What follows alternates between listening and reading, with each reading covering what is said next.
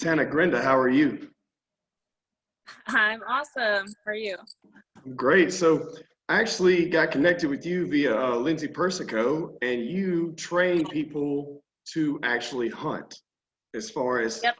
help them physically, with these adverse challenges as far as traveling up mountains and down mountains and through hills and all these things. And I'd like to hear some more about that.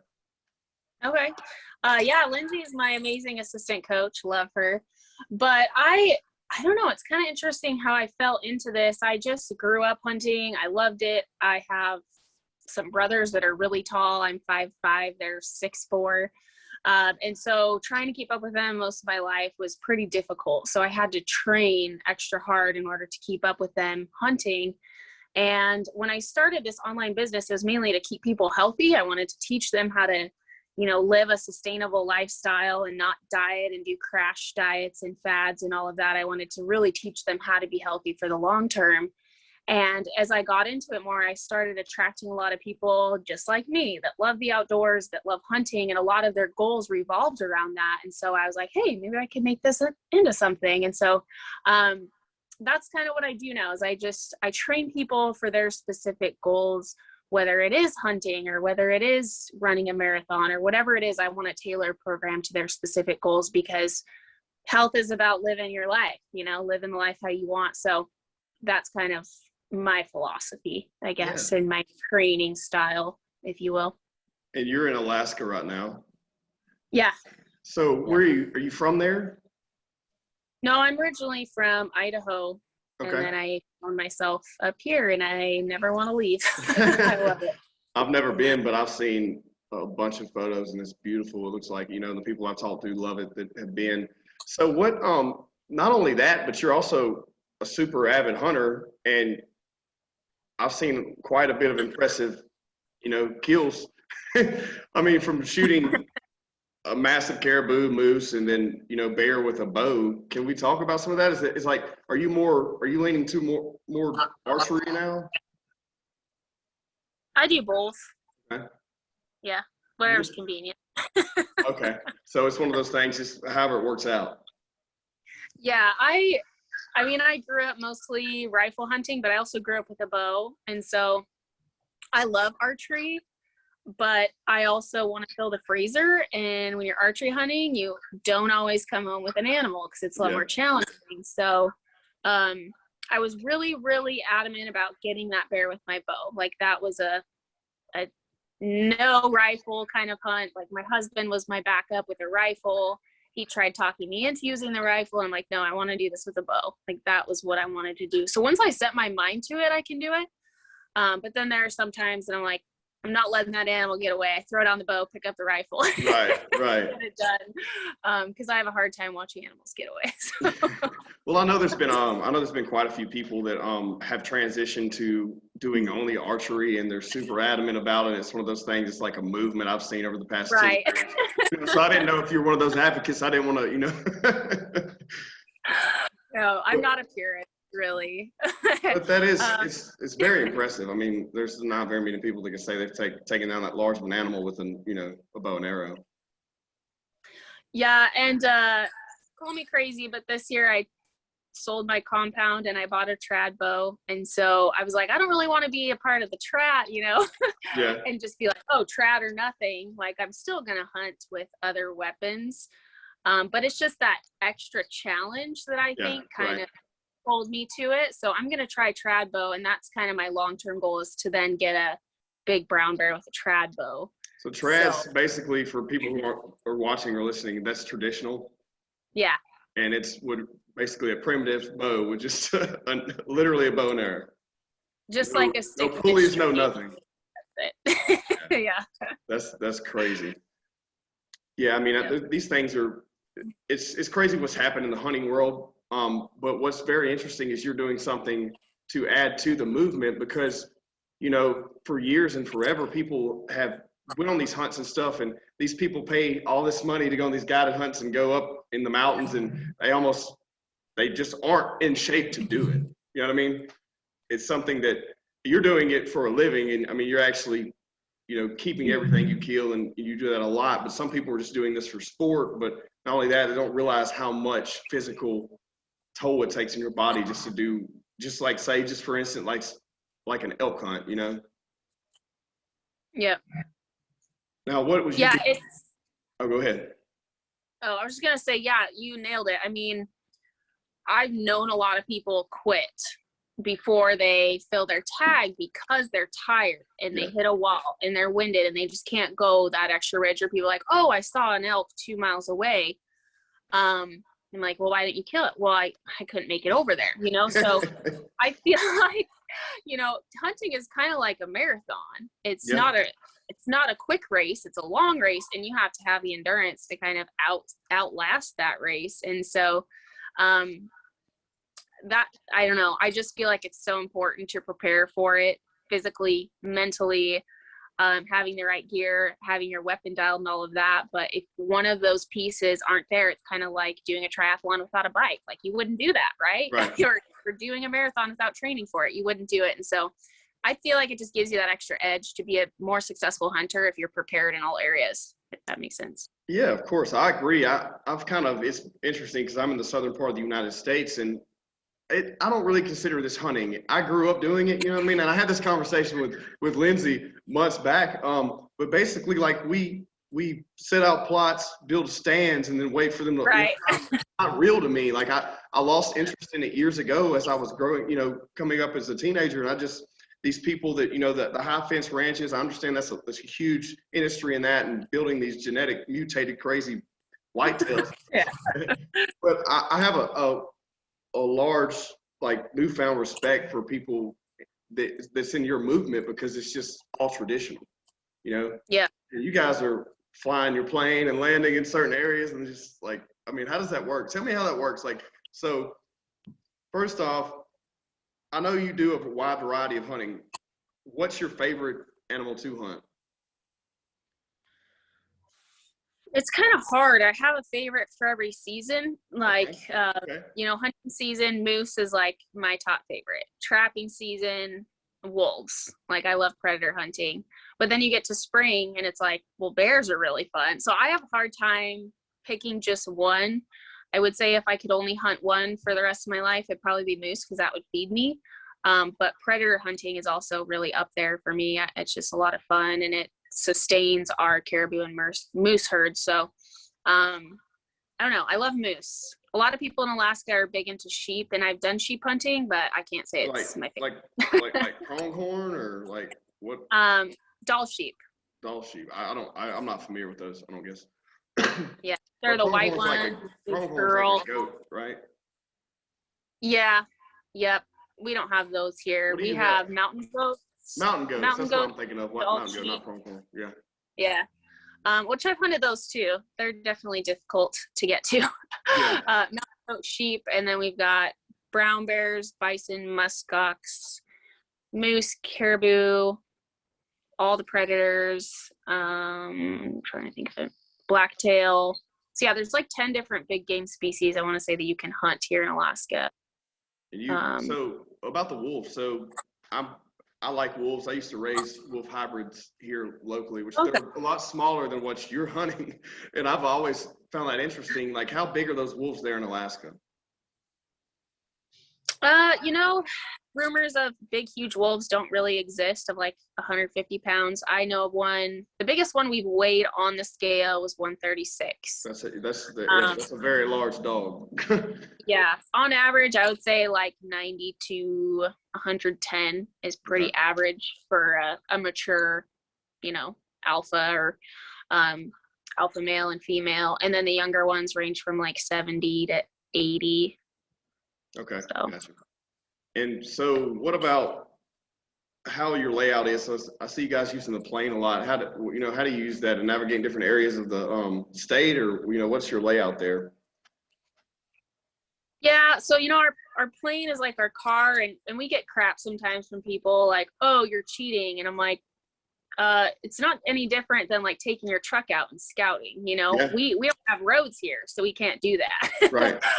So I live in the bush, way out in the Dingtulies, and So our airplane is our only way to navigate unless you're right on our river with a boat, and everybody has a boat, but not everybody has an airplane. So we want to use what can distance ourselves from a majority of people and get out in the wilderness, so it's really like just like you would be driving around in a truck, but you're flying and you're kind of patterning the animals and you're seeing what they're doing. And you can't hunt the same day you fly, and so that keeps, I would say, the cheating out of it, because you can fly and find an animal, but if you land a ways away and camp, they could be gone the next day. Right. And then you have to find them again. So it's not a slam dunk just to have a super cub and fly around like everybody thinks. It still takes a lot of planning, a lot of logistics, and hard hunting. I mean, it's just tough out here. So yeah. A lot of it is like flying around, patterning animals, figuring out where they're at. We do a lot of shed hunting, so that gives us a good idea of like what the moose are doing. And then we have kind of like particular spots picked out to distance ourselves from people, where we camp every single year and we hunt from there. We aren't always spotting our animals and like, oh, I'm going to go after that one. It's not like that. It's not as easy as everybody thinks. We're picking the same spot. We go into our hunting camp and we hunt. No tree stands, none of that. I don't get that life at all, just because we can't do that here. Everything is spot and stock. Everything is hiking your butt off trying to get stuff and then packing it all out and then flying it all out. So that was my next question, is you're packing that animal. I mean, you're field dressing it, cutting it down and everything, and then you're packing it and you're putting it in that plane too. That's crazy to me. Yep. It takes a lot of shuttles sometimes to put everything, because our airplane's really small. It's a two-seater. It's a Cub, so there's not a lot of room. So oftentimes you're doing several trips out between the meat and the hides and the gear and people and like everything that you've got. So it's definitely a logistical nightmare sometimes. I can imagine. Well, yeah, because I've seen like with a lot of these elk hunts and stuff, and I'm just using this for reference because I've never been where you're at, but as far as, having to use the horses once you get past point of you can't use an ATV or a truck anymore, Right. up to that next level of, altitude where you can't travel. So, I mean, it's similar to that layout anyways. Yeah. So, you can be in a boat and get so far. And then you can have another airplane that maybe can't land as short as a Cub, and they can only get so far. And then you have like the other 20% of areas that you can land. And then you want to go where like only 5% of people can land. And my husband's an incredible pilot. So we have a Cub, which I think is the best Alaska airplane as far as like short spots and being kind of a workhorse. So he's a very, very skilled pilot. He can get us into places that I've never seen people go into other than like very, very skilled Cub pilots. So it really just kind of like separates us. That's the goal, is to separate ourselves from people, because in the lower 48, you're just surrounded by people all the time. And we want to be in the middle of nowhere where there's not a soul for miles and we can just hunt and be on our own. So that's the main goal with our airplane, is just distancing ourselves and getting to that, giving us that extra edge, I guess. Yeah, I mean, you guys definitely have it, and it's super unique and very, very rare to find people that are, so much purist in the way they hunt and how you're doing everything from, stalking to camping to, packing it out and walking it down, putting it back in the plane, doing it multiple trips. I mean, that's insane. It's a lot of work, and just for your food. This is not for sport. Yeah. You're not doing it once a year. You're doing it all the time, year round, I'm assuming.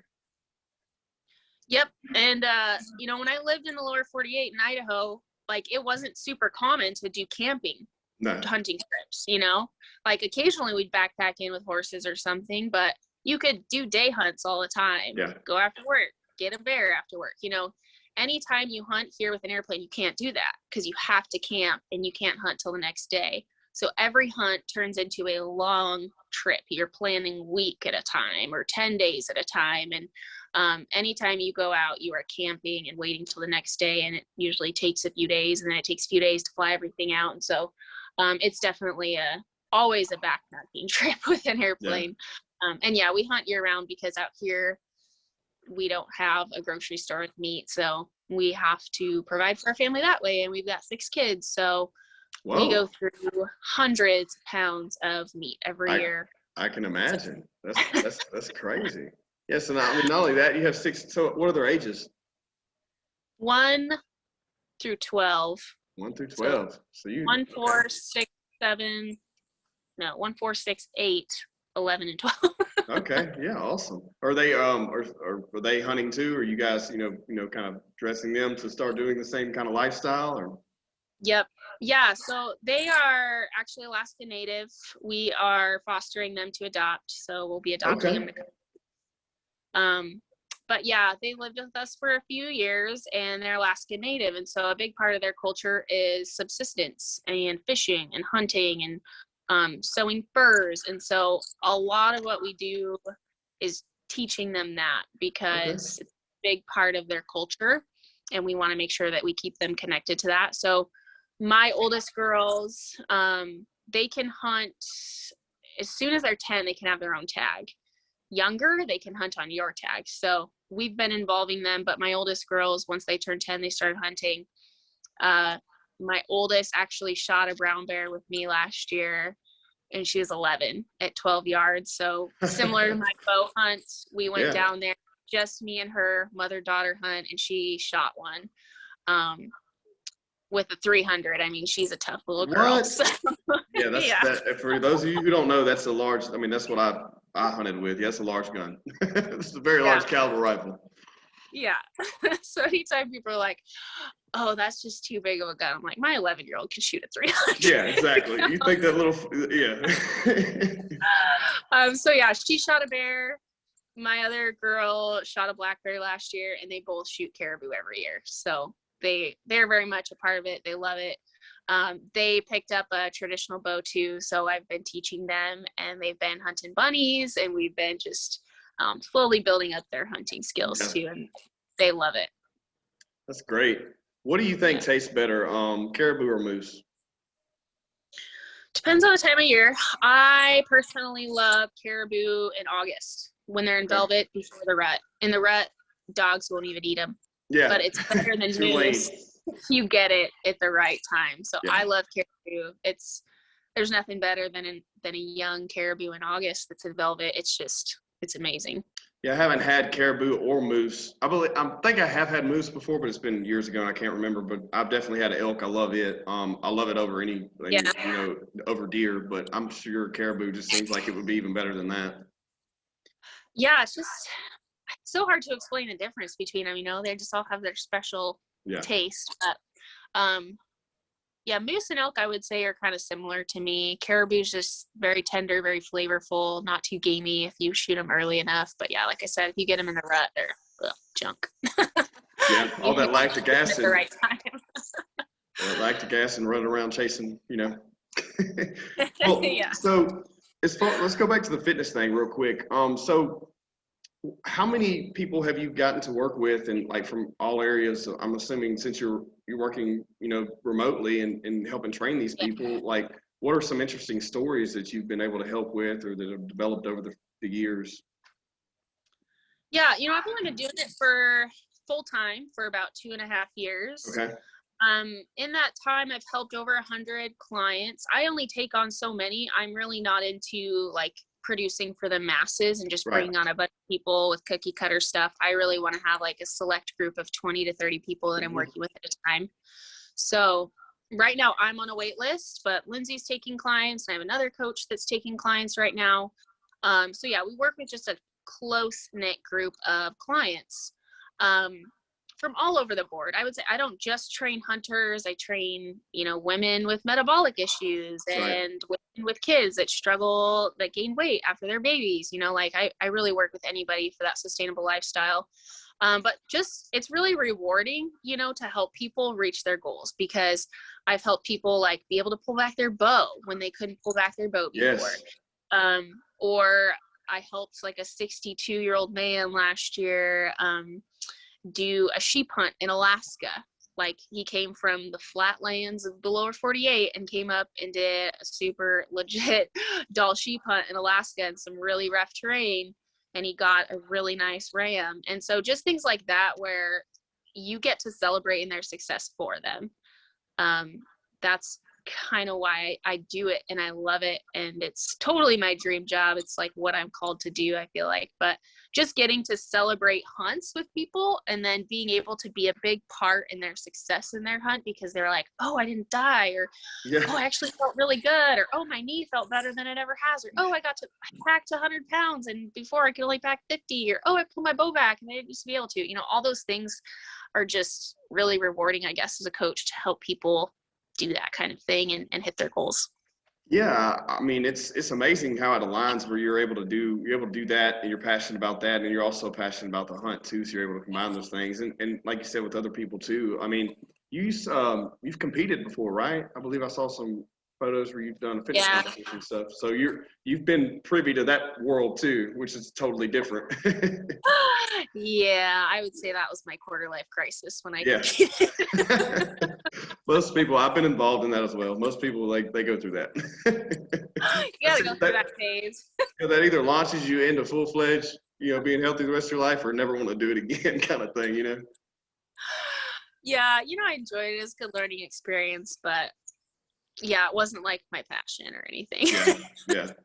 Well, that's good though. But you've been able to see, all areas is what I'm getting at, from that to, being something that's more functional. This is functional training. This is something we're using. This is not something we're just standing up and, no offense, but we're just not standing and posing. This is looking. Yeah. Yeah.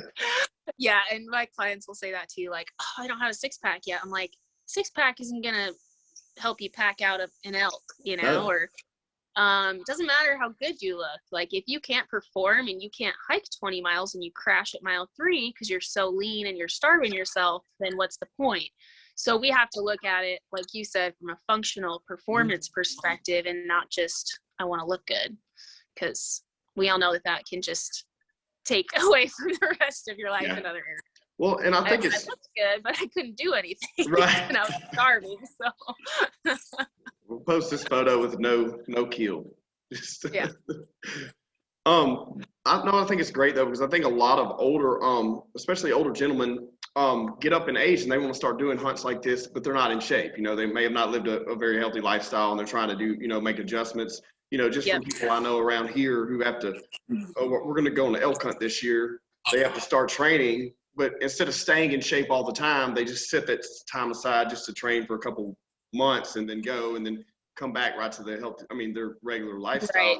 Where if they would actually learn some type of plan from someone like you, could, this is something they could do on a daily basis the rest of their life, so they're able to enjoy these things. Because a lot of people who may be younger, they're not going on these big hunts yet. I've noticed this a lot of older, people. Once kids have grown and they can, get more funds together to travel and do these bigger hunts.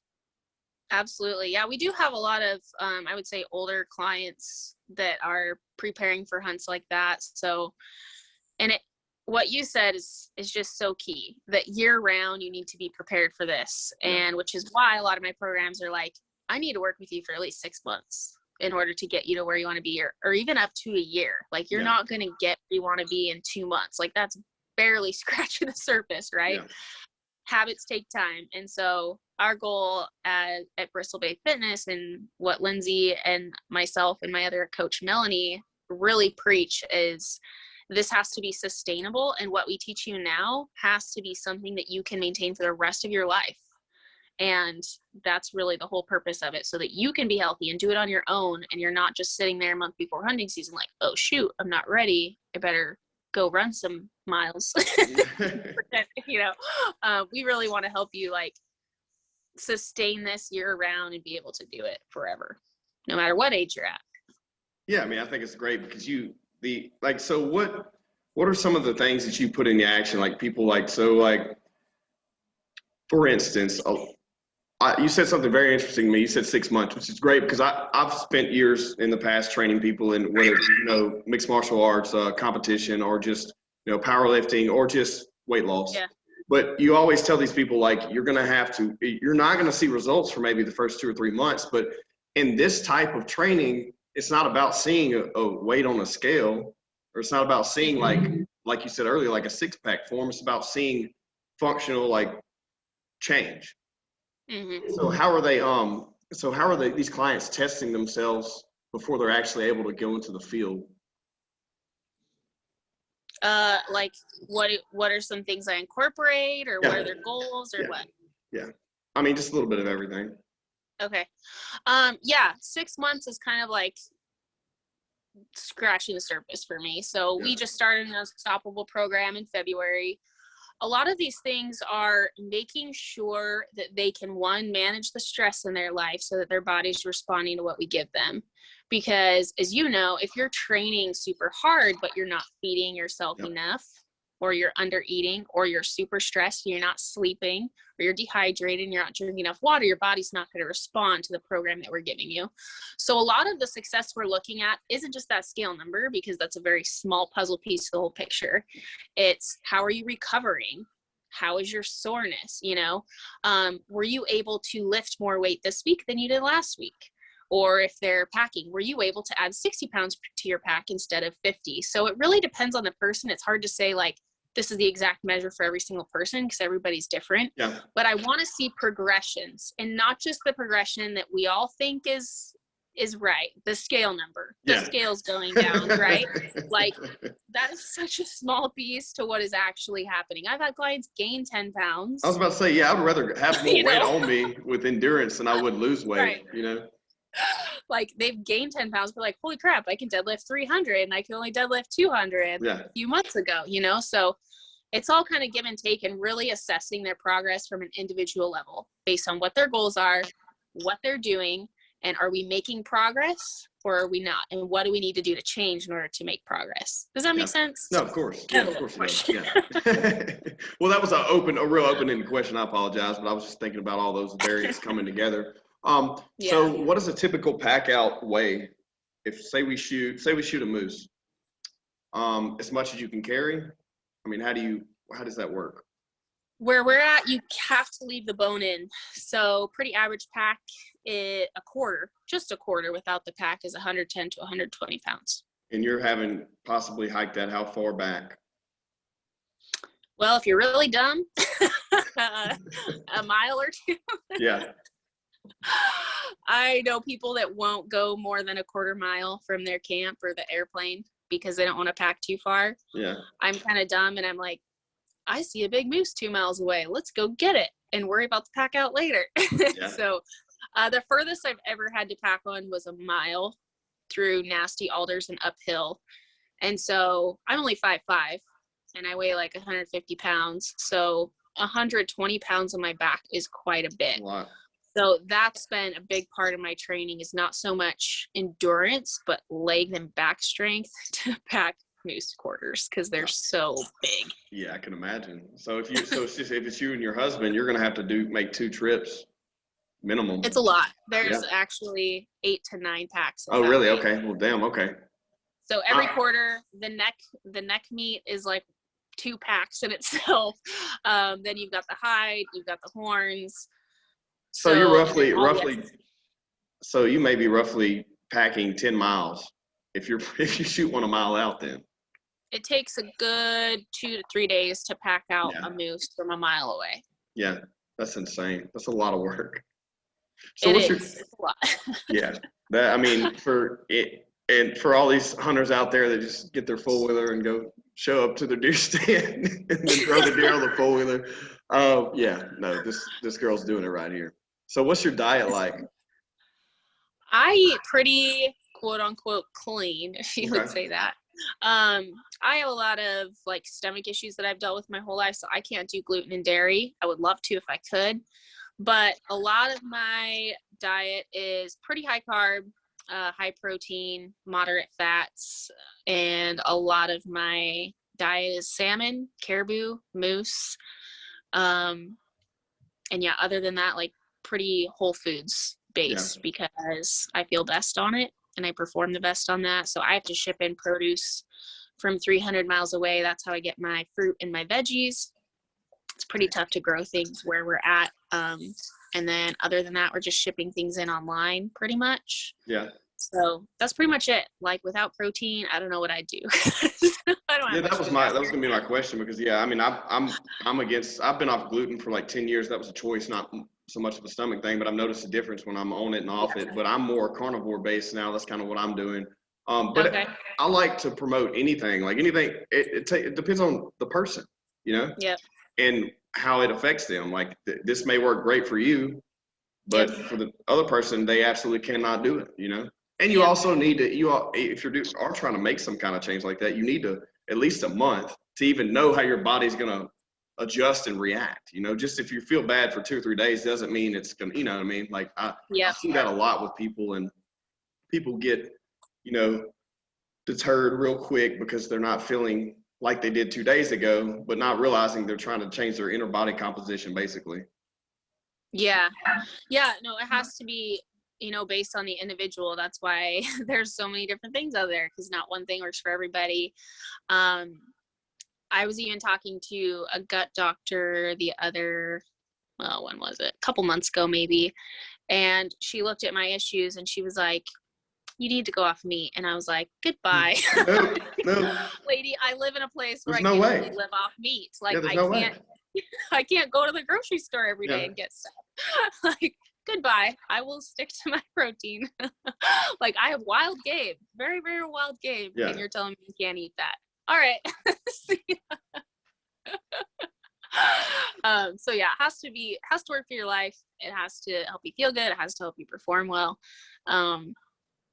And then being able to kind of adjust that based on your goals too, whether you want to gain muscle, lose body fat, all that good stuff, What's I completely agree. I think these things are, I say this a lot on the podcast when we talk about really simple things, but they're so hard for people. Like the simplest things that really, like, what's going to make you perform better, live better, feel better. It's just changing, like, those, instead of eating all these variety of all this processed stuff, these 2 or 3 things, and just doing these tasks, and that's it. I mean, that's the resolve. There's no magic potion. There's no pill. right. I don't care what anyone says. There's just not. Like, it's just hard work and making those adjustments. Yep. And I mean, how many people do you know that know they should be drinking water but don't? Yeah. Like, it's such a basic, simple, free thing, but no, like, so many people don't do it. People make it so hard. They make it so hard on themselves. I'm like, dude, here's the solution right here. Like, drink one of these every day and eat clean. That's it. You know what I mean? And they're like, well, I know I should, but I'm like, then do it. Oh, you said something earlier. You were talking about you have to ship in your produce. So I really want people to hear this process, because if you're having to order this stuff and it's coming from that far away, how does it work for where you're located, and how does that ship in and everything? Because most people can just do their little app on their phone, pull up to the grocery store, and get it delivered to their vehicle. You don't have that experience. No. We have a tiny little store here, and it's crazy expensive. Like, I just went and bought some eggs yesterday for Easter for my kids because I didn't have time to ship any in. And it was, I think, $10 for 18 eggs. So a dozen and a half, $10.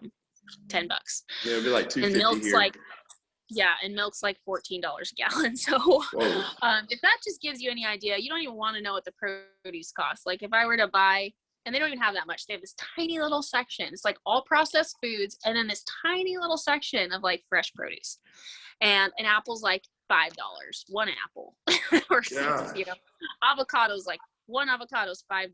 Okay, my 10-year-old could eat a whole avocado. So, like, it's just really, really expensive. So what I do is I have an Instacart app, which most people use that, but I use it from here. And so I order Costco in Anchorage, which is 300 miles away from here, and the private shopper shops it for me. I pay them to shop it and give them a tip and everything, and then they box it up, tape it up. They drop it off and deliver it to an airplane cargo company. That cargo company calls me. I pay for shipping on it, 60 cents a pound, which isn't fun, but it ends up being cheaper than buying it out here. And then that cargo company, hopefully within a couple of days, ships it out here, and I go and pick it up at the airport when they call me. So it's kind of a big process, and that's how I grocery shop. I mean, there's really no other way to do it. Other than like maybe if my husband flies into town with an airplane and he brings a big airplane back, I have him go to Costco and get like bulk stuff, flour and rice and oatmeal and like all that big bulky stuff for like a year's worth, and bring that out. So we always have a big supply in the pantry. And then all the fresh stuff I'm doing every single week. So we have like fresh fruit and veggies for about 5 days till it's gone. And then I'm waiting for my next shipment to come in. So it's definitely logistically hard sometimes, especially if the weather's bad, the airplanes can't fly in, or if they just don't ship my stuff because they have terrible customer service sometimes. Yeah. And then it's like a week later, I get like $500 worth of produce and it's all rotten. And then you're like, so it's not ideal, but it's kind of like the sacrifice for living out here and having the experiences we do is having that struggle, Yeah, I mean, for those of you that complain because you got to stop by the grocery store going home from work, you need to shut up. Yeah, I hate it. No. Or they get your Amazon order every month on a specific day or whatever it may be. It's twice a year that I get to walk in a grocery store and I'm like this is heaven. Yeah, when you mentioned that, I said, man, there's got to be a process to that, because if you're that remote out, people, people maybe have seen movies where, the layout up there where you're at, but it's really insane of how far away you are from everything. Right. And most people, not everybody does that. I've done that because that's the way I get fresh produce and that's how I eat healthy. And I'd rather pay extra money to do that. Right. Most people just buy processed food or whatever they can get. Yeah. Yeah. Cans, like processed, and then they live fairly unhealthy and they don't feel good. And I'm like, I don't care. Whatever I need to do to get produce out here, I will do it. And I have a family of 8 I've got to feed. So Costco is kind of the way to go. So I'm really thankful that we have an avenue to ship it out here, and we have an airplane that can drop it off, Yeah, I mean, I think that, that's just crazy to me. But that you're that determined, you're doing all this and you're still doing that too. So I mean, if you can do it, anybody can do it at this point. You know what I mean? Like, right. There should be no excuse. If someone's saying healthy food is expensive, if someone's saying healthy food is expensive here in the lower 48, you're full of shit, because I don't even know what you spend, but I know it's insane compared to what we do. Yeah. Yeah. You can't put a price on how you feel. I mean, you just can't. Like, people, like, you spend $7 on a Starbucks coffee, but you won't spend, this on whatever it may be to enhance your diet. It just doesn't make any sense, but that's the world we live in. For sure. Yeah. I've had those conversations with a lot of my clients, and they'll give me those same excuses. Healthy food's too expensive. I'm like, I pay this much a month for healthy food. Yeah. And then they're like, oh. Yeah. I'm like, yep. You pay now or you pay later with disease and illness, and you might as well just prevent it.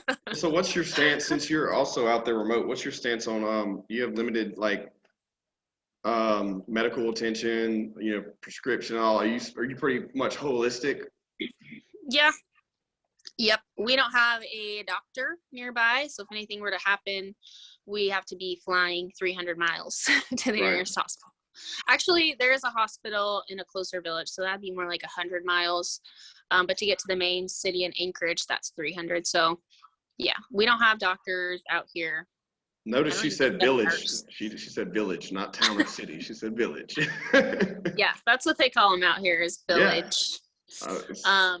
Village life. But yeah, no medical stuff. I like to do things the most natural way as possible. Obviously, there's probably a time and place for medication, but oftentimes, in my personal opinion, medication is pushed before lifestyle stuff. Like, if somebody's sleeping 3 hours, not drinking water, and not eating healthy food, what's a pill gonna do? We can fix a lot of things with dietary and lifestyle changes before you turn to the medication. But unfortunately, these days, a lot of people just want that quick fix and don't want to put in that effort.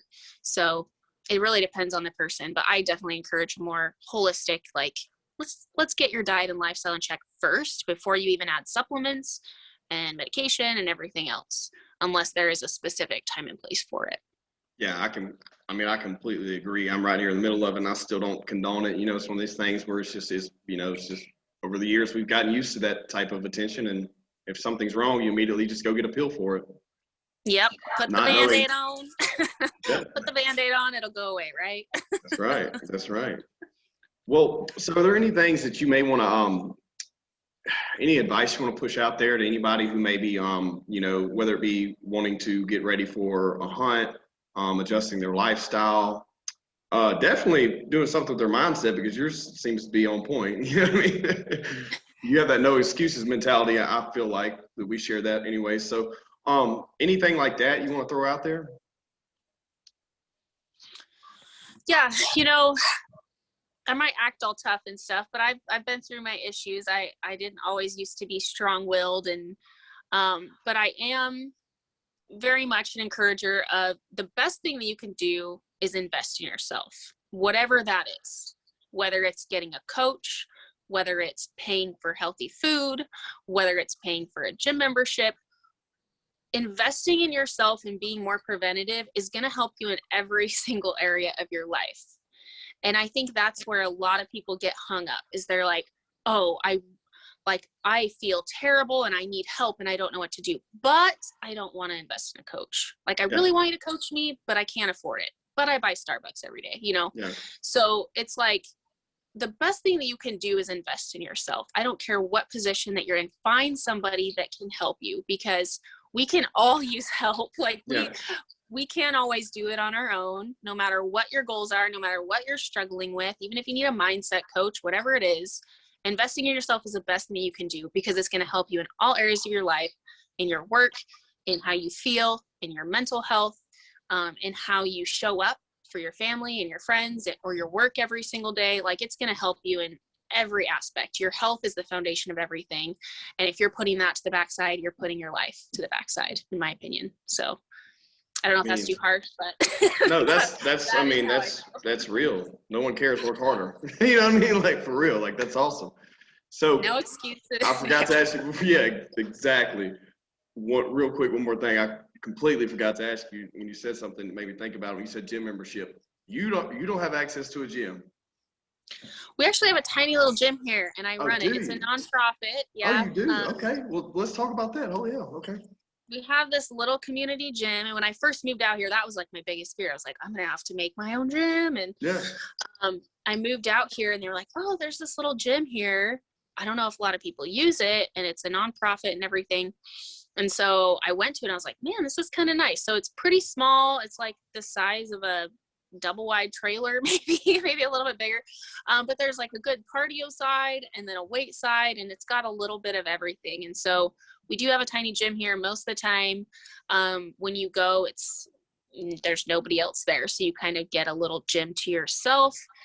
We do have some members and stuff, and I just kind of run that and manage that now. So it's a lot of fun. I do have a little gym. It's like a quarter mile. Actually, I can see it from my window right now. It's right there. Nice. So it's nice and close. And then I also teach a couple just little fitness classes there, just to kind of bring the community together and get them motivated to get some movement in. So is there do you guys possibly have a website or some type of link where people can donate to that nonprofit to contribute to that gym out there? I don't, but that would be a good idea. Yeah. I was about to try to hook you up with a little bit. Yeah. Okay. Yeah. It just goes right into the equipment. Like, yeah, that's what I assumed. I gotta replace it. You know. So yeah, I don't have a link, but maybe I could make one. Good idea. Add that to the list. Yep. Of all the other things you have going on. So one more time, tell everyone how they can find you on Facebook, Instagram, whatever else it may be that you're active on, and the name of your training company too. Yeah. So for all of our hunting videos, that's on YouTube at Stuck in the Rut. Stuck in, not in. And then that's also on Instagram. So you can see a lot of our hunting videos there. We film all of our hunts. And then for me on Instagram, I'm at TanaSue_fit. I think. I don't know. I'm not a big social media person, but I try. So Tana Sue Fit on Instagram, Tana Grenda on Facebook, or you can just look up Bristol Bay Fitness on Facebook. We have a business page there.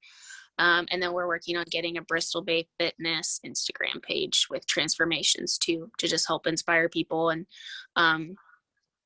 yeah. Awesome. Is that everything? YouTube, Instagram. Sounds good to me. Yep. Sounds good to me. All right. Well, look, I enjoyed it today. Thanks so much for coming on. And everyone, please subscribe to the podcast. Thank you.